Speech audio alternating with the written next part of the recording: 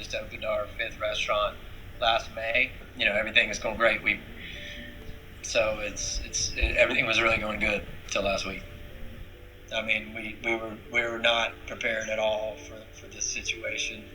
We have an awesome community down here in Charleston, especially food and beverage wise. I mean, we've got one of the best food towns in the country. It's been growing and growing ever since I moved here in 2002.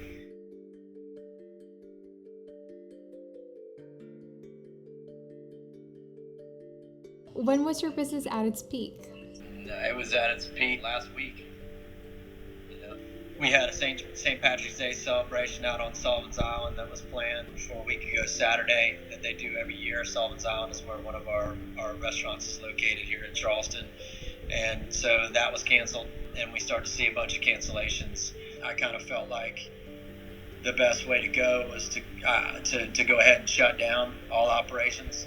We were worried about safety. We were also worried about the financial viability of continuing to try to operate the way we operate.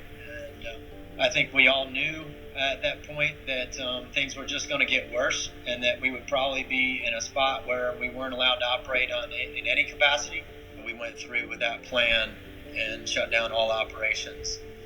I don't want to say it was easy, but I think it was pretty much our only decision that we felt that we could make. So, those decisions tend to be a little bit easier when you feel like you have to make them, and it's the only decision that you can make.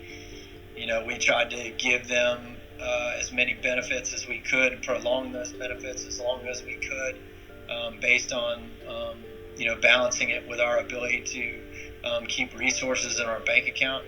We have learned over the last week that we were more prepared from a mental and organizational standpoint than we thought we were. But from a financial standpoint, we were not prepared at all. And obviously the things that we're prone to down here in Charleston and in Colorado are hurricanes and wildfires.